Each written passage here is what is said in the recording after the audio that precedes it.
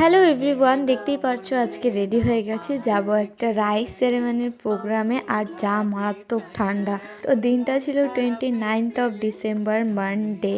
তো দেখতেই পারছো পুরো একদম রেডি শেডি হয়ে তোমাদের সামনে এসে গেছি। আর বিশ্বাস করো, লাস্ট কয়েকদিন থেকে আমাদের এদিকে তো রোদের মুখ দেখাই যাচ্ছে না। আর যা মারাত্মক ঠান্ডা, এই ঘর থেকে বেরই হতে ইচ্ছা করছে না। আর পেছনে তো আমার বিছানার অবস্থা দেখতেই পারছো, কারণ আমি ব্ল্যাঙ্কেটের ভিতরেই ছিলাম এতক্ষণ। আর এদিকে ভাইকে দেখো, ঠান্ডার জন্য ও পুরো মুখটাই বেঁধে নিয়েছে।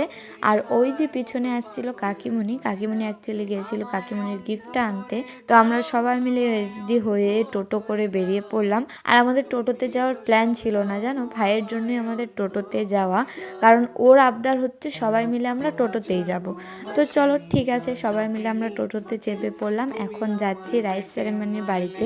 আর এখানে না দুদিন ধরে কীর্তন হয়েছে, আর আজকে হচ্ছে মেন প্রোগ্রাম। আর যেখানে যেখানে এরকম আসর সাজিয়ে কীর্তন হয়, সেখানে আমাকে এই আসরের গপুগুলোই কেন জানি টানে। এই গপুটা না এত বড় ছিল আর এত সুন্দর দেখতে, তো ভীষণ ভালো লাগলো আমার। তো তারপরে এই পিছনে এসে বসে গেছিলাম। এখানে দেখো প্রচুর লোকজন কিন্তু জড়ো হয়ে গেছে।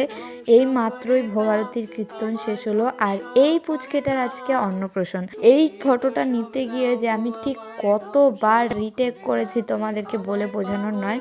এখানে প্রচুর ক্যামেরাম্যান ছিল, সবাই ফোনের ক্যামেরা খুলে ফটো তুলে যাচ্ছে, ভিডিও তুলে যাচ্ছে, আমি চান্সই পাচ্ছিলাম না। তো তারপর উঠে দাঁড়িয়ে এইটুকুটাই তুলতে পেরেছি। আর কি বলবো, এই পুচকুটা এত শান্ত আর কি বলার। তো গ্রামের সবার মধ্যে একটা রিচুয়ালস হয় যে একটার মধ্যে ওই মাটি, খাতা, কলম, ধান এই সমস্ত দিয়ে কোনটা তোলে। তো দেখো, ও কিন্তু পেনটাই তুলেছে। আর পেন তুললে নাকি পড়াশোনায় খুব ভালো হয়। এই ভাইটা পেন তুলেছিল বলে আশেপাশে সবাই কিন্তু ভীষণ খুশি হয়ে গেছিল। আর এই পুচকুটা সম্পর্কে আমার ভাই হয়, মানে আমার বাবার কাকুর ছেলের ছেলে আর কি। তো যাই হোক, ওই আর কি ফ্যামিলি হিস্ট্রি, বুঝতেই পারছো। এখানে প্রচুর ভিড় লেগে গেছে, কারণ সবাই এখন একে একে আশীর্বাদ করবে, গিফট দেবে, একটু করে পায়েস খাওয়াবে। আর ও না এতটাই শান্ত, সবার গিফটগুলো ধরছিল, সবাই একটু একটু করে যা দিচ্ছিল মুখে নিচ্ছিল। বাট দেখো, যখনই মা আশীর্বাদ করতে আসলো তখনই ও একটু রেগে গেছিলো আর কি।